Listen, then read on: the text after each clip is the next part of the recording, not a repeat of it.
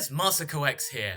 And wait a minute, a Dragon Ball discussion and I'm not at home next to the screen there? What's going on? I'm still in Ireland after attending a KumaCon, which was a fantastic time as always. Now, normally I would have waited until I got home to properly discuss this topic, but since it's such a really hot button topic, I just could not wait. Before we actually get into the discussion, I am going to say that there are some minor spoilers here because there is a character being talked about that is not in the current run of Super. So the reason why it's minor is because we really don't know anything about this character, but I just thought I'd throw a warning here nonetheless. Now, at the end of Dragon Ball Super episode 75, we got two previews. The first one was, of course, a preview for episode 76.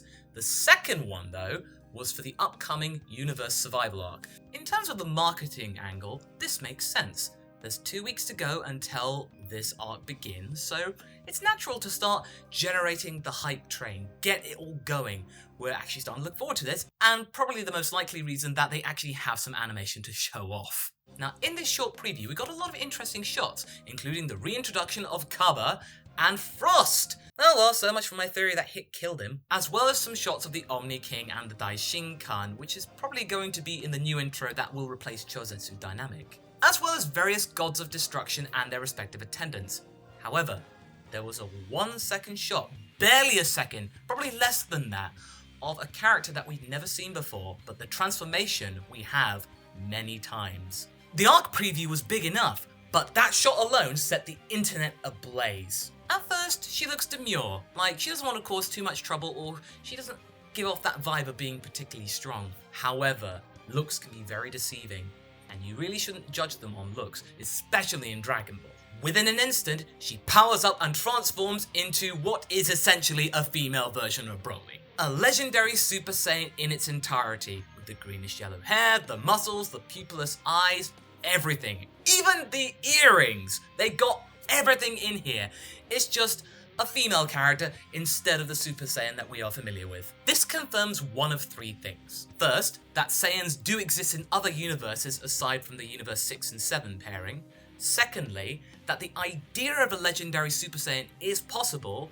Not BROLY himself though, he is still a movie villain, but just the concept of a legendary Super Saiyan does exist in this timeline. And thirdly, women can go Super Saiyan. There! I proved it. I feel so good right now. I just didn't expect it like this though. And neither did you, I can imagine. So I could just end the video here and be done with it. I reported this to you guys, I've shown some screenshots, and pretty much done what everyone else has done.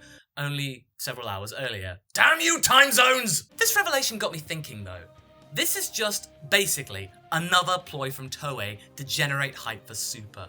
This was a marketing strategy. This was cooked up in a committee meeting, I swear. We have seen this many times in Super's history. We saw it with Beerus and Frieza for their respective arcs, although those ones went down like lead balloons because we literally just seen them in movies. They were nothing new. Goku Black being a thing, the return of future Trunks and Vegito, and now a nod to BROLY, one of the franchise's most marketable characters. Now, Toei are being quite shrewd here. They're not just haphazardly inserting a carbon copy of BROLY from a different universe or anything. That would be foolish, as it would spark controversy and be inherently cheap and lazy. BROLY fans would rejoice, but it wouldn't make a lick of sense. It would be such an obvious marketing ploy that Toei would write themselves into a corner here that they would probably not be able to get out of. There would be a ton of pushback from audiences. It would also cause headaches for the writers because then they would have to write in the movie's timelines into our timeline, then explain why BROLY never showed up in Universe 7. Ugh, it'd be way more trouble than it's worth. So instead,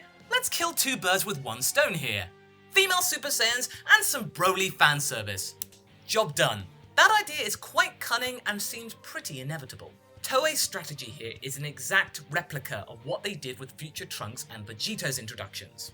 It sparked so much hype for the series, and even though the latter's introduction was somewhat short-lived and rather squandered, the former's introduction and subsequent use was pretty cool. Shame they had to cobble together some underweight justifications for his sudden increase in power towards the end of the arc. Let's go back to the Universe Survival Arc preview and look at this character more closely. What we get here, first and foremost, is that the power of the legendary Super Saiyan is controllable.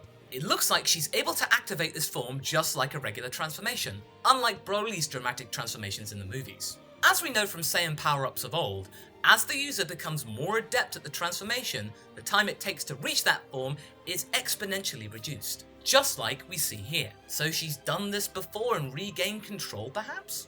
Time will tell. In any case, the introduction of a female Broly-like Legendary Super Saiyan is a guaranteed shot in the arm for Super, for both Japan's audiences and most importantly, the Western markets. Broly is huge here, and to introduce a character that looks very much like him, and it being a female Saiyan, is gonna generate hubbub aplenty from now until when Super's dub gets to this episode, so essentially for years to come. Toei has chosen to use one of its biggest afterburners for this upcoming arc, and judging from the reaction after just one day, it's worked. It has to work. This is make or break for Super. If this arc falls flat, then I don't know about the future for Super. It will probably head towards its end by the end of this year.